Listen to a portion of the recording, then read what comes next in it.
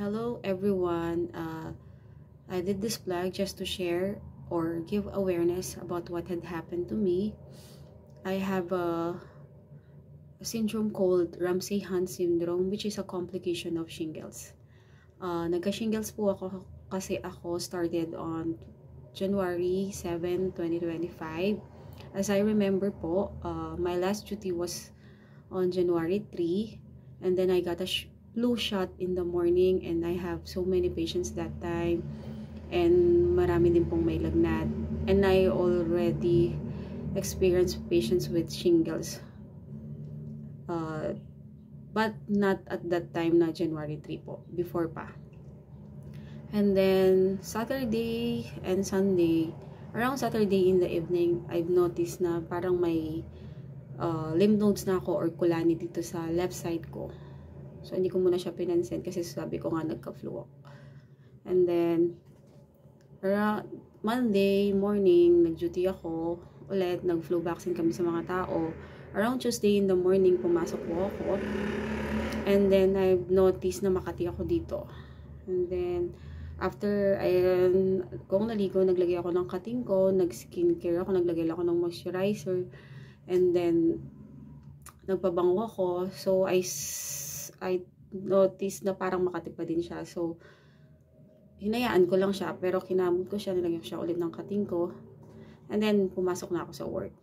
And then, nung nasa work na ako, na that Tuesday, pinatingin ko sa class, kasama ko sa work, kung anong meron dito kasi masakit na siya. And then, nakita niya may blisters. And so, sinabi ko, parang herpes to So, pero hindi pa ako convinced that day kasi alam kong kinabot ko siya, nilagyan ko siya ng kanting ko, baka na-irritate lang. Kasi po, ang shingles po kasi is a painful rash na nagbe-blisters po sila sa isang side lang ng body. Either left side or right side. So, sa akin po, nasa left side sila. Ito po sila. Papakita ko po sa inyo yung mga blisters nung una. Mga bulutong po. Kasi ang shingles po is virus na yung nagkakos ng virus is varicella, which is the same virus po of chickenpox. Ang shingles po is, sabi po nila sa Google, sinearch ko, ito po ay nare-reactivate lang. Once na nag-chickenpox ka before, yung varicella virus is nasa body na natin siya. So, within our body already, and nasa nerves na natin siya. So, once na bumagsak ang immune system mo, or nagkasakit ka, pwede siyang ma-reactivate. So, ang nangyari po sa akin, na-reactivate siya. Hindi ko alam kung na-expose po talaga ako, or na-reactivate lang. Hindi po kasi sinabi doon kung pwede yung exposure po talaga. And then, kasi po, I myself, alam ko po na matatag yung immune system ko kasi even sa work, hindi po talaga ako nag-absent dahil sa sakit. Or hindi po ako, in a year, hindi po ako nagkaka-flu-like symptoms talaga. Kung magkakasakit man ako, as I remember, is sipon lang konti.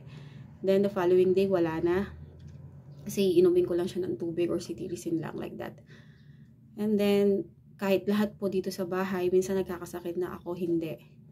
And alam ko din po kasi hindi pa ako nagka-chickenpox. Kasi as I remember nung bata ako, lahat ng tao sa bahay is nagkasakit na, ay nagkaroon ng chickenpox, and then ako hindi. So, ang alam ko po talaga is hindi pa ako nagka-chickenpox. Pero apparently, nagka-shingles po ako, which is nakita ko sa Google is reactivated lang siya ng varicella zoster virus po. Ayan, very painful po siya. Nandito lang siya sa left side ko, blisters po sila. Yung nakita ko sa mga patients ko is around dito sa lower part, dito lang sa mga chest. Pero yung sa akin po, halos dito siya nag-start at meron din ako sa ears. Kung na-notice nyo po ngayon, ang inano ko si yung Ramsay-Hunt syndrome, which is a complication of shingles po. Kung makikita nyo po, tatanggalin ko po yung salamin ko. Biblink ko po yung mga eyes ko. Tingnan nyo. Tingnan nyo po yung left eye ko. Hindi na po siya nagbiblink.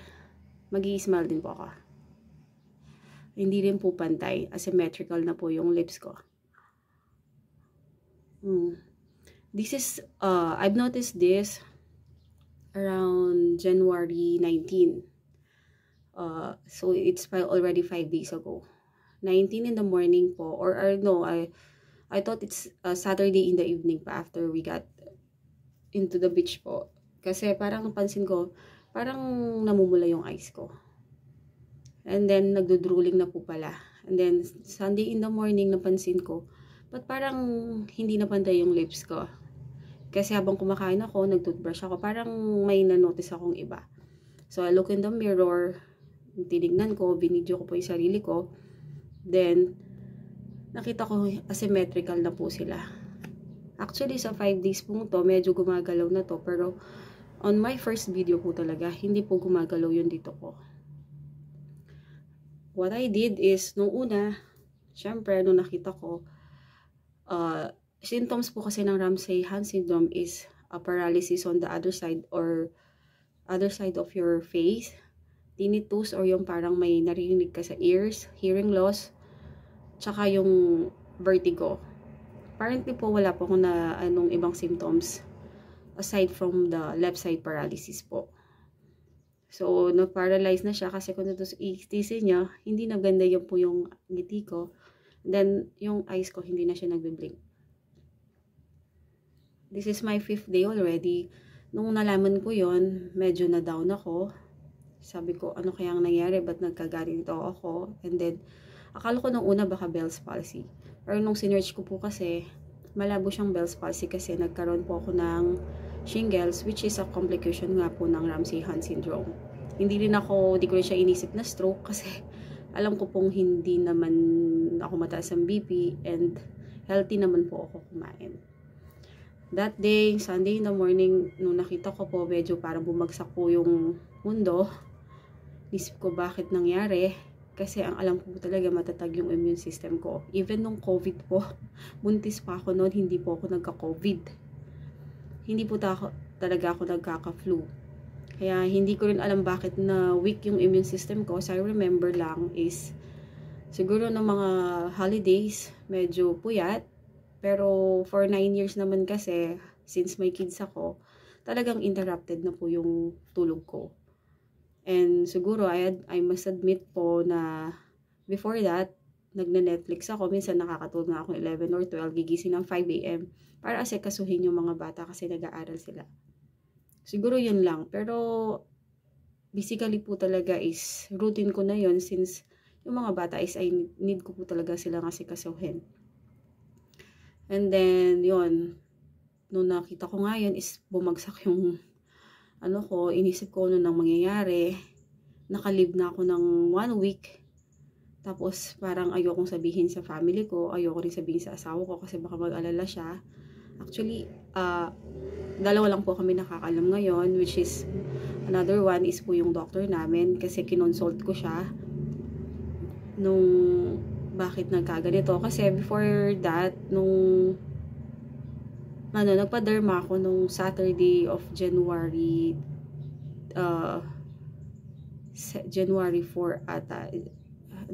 January 11 kasi akala ko nga since irritation lang nagpa-derma ako. That day nakita niya nga yan na shingle siya. So nag-antiviral meds na ako, nag-antibiotic at nagka-cream na ako ng ointment na antibiotics din. So akala ko since okay na, nag-leave ako ng 1 week. On the second week, nakalib pa din ako kasi masakit pa rin siya, very painful siya, kailangan po talaga siya ng pain reliever. Yung sakit po ng shingles is, yung pain po niya, is yung parang masakit yung ipin mo na sobrang na po hanggang ulo. Tapos, para kang kinukuryente. Kaya, even before maano din po ako sa pain, sana is mataas po yung tolerance ko sa pain. Pero dito sa shingles, nagtitake po talaga ako ng mefenamic just to ease my pain po. And then, yun nga, is nung nalaman ko January 19 na hindi na nga symmetrical yung mga ngiti ko, like this, nonsult ko si Doc, yung doctor po namin sa RHU. I am a nurse by profession po, kaya nagtatrabaho ko sa isang polyclinic po dito sa Lubao, Pampanga. And I consulted him. Sabi ko, ba't ganito, Doc? nabasa ko sa Google, Ramsay-Hunt syndrome. Ngayon, pinag-take niya ako ng prednisone, which is yung derma hindi siya nagbigay ng ganun kasi nakita ko yung prednisone is makaka-help siya to decrease my inflammation na yung pamamaga. Kasi as I notice, hanggang ngayon, on my ilang days na ba, halos 2 weeks na po, is medyo masakit pa rin yung dito ko. And yung Ramsay-Hunt syndrome, once na nagka-shingles ka and pumunta dito siya sa ears, medyo malapit sa ears yung mga shingles, naku, matakot na po kayo kasi possible po kayo magka-paralysis. Kasi yung mga patients namin na encounter ko is more on dito lang sila. Ako talaga is dito and nagkaroon pa po ako dito. So, dapat po talaga ma-alarm na kayo once na yung shingles nyo is umabot siya dito sa ears kasi nandito po kasi yung mga facial, may nerves po kasi tayo dito na magkakos, pag once na na-damage siya is magkakos siya ng paralysis. Lahat po kasi nung nasa face na may 12 cranial nerves po tayo, which is just responsible para sa movements ng mga eyes natin, nose natin, lips natin, and everything po, and iba pa po.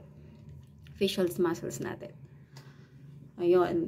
Then, pinag-take ako na doc ng prednisone ng 2 times a day for 2 weeks. Then, we will see. Actually, after 5 days, so this is my 5th day nung naranasan ko yung facial paralysis. Parang nag-move na yun dito. And then, every day, nagja-jogging ako. I eat healthy foods po muna. No, hindi ako kumakain ng malansa kasi sabi nila bawal din yung shingles sa malansa. Tapos, I prayed a lot. Really, I prayed a lot. Siguro, this is a reminder for me na kasi before holidays po kasi, even nung nag-NCLEX ako, and nag-PT ako, I went to church po every day. Madalaw ako para, syempre, ng blessings, ay mag-ask ng blessings and everything. Nagpe-pray po talaga ako. But after holiday, during holidays, parang notice ko na hindi na ako nakakapunta. Siguro, it is also a reminder for me na, hey, siguro sabi ni Lord, ba't di ka na ata dumadalaw? But every Sunday po is nagsisimba po talaga ako. Pero yung everyday na ginagawa ko is nakakalimutan ko na siya. So, I prayed a lot. Hindi ko siya muna kinwestiyon kasi nung una baka magre-resign na ako kasi paano pa ako haharap sa mga patients kung ganito na ako magsalita and hindi ko man mablink yung eyes ko.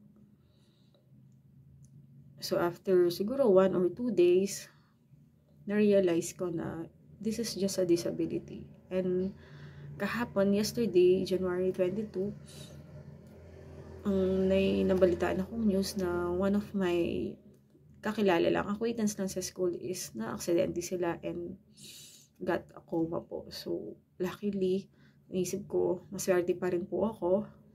I'm working yung mga hands ko, working yung feet ko. And I can take care of my children pa rin po. Siguro, sabi lang ni Lord is magpahinga ka muna. Yun, 2 weeks na po ako naka-leave and nagsabi rin po ako na until January magle-leave muna ako. Sana po in few days may recovery po. Pero sana nga, actually may isa pa akong tinitake na parang tinitake na medicines. Supplements.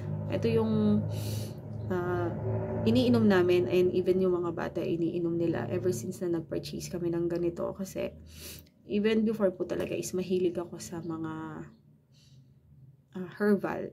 Mahilig ako. Kahit yung mga bata, as much as possible, hindi ko muna sila ina-antibiotics pag once na nagkakasakit. Tinatry ko muna ng herbal. So, nag-take ako this one, tinatry ko kung yung nito is talagang maganda siya. So, I'll do a video again kapag po may improvement na. Whereas I've noticed, yan, ginagawa ko po, tinetherapy ko po yung sarili ko. Kumakain ako ng maayos ngayon. Kumakain ako ng healthy foods. Nagja-jogging ako everyday. I make myself busy para maging medyo kumikilos din. And that would be all. Sige, balitaan ko po kayo pag may improvement po. Thank you.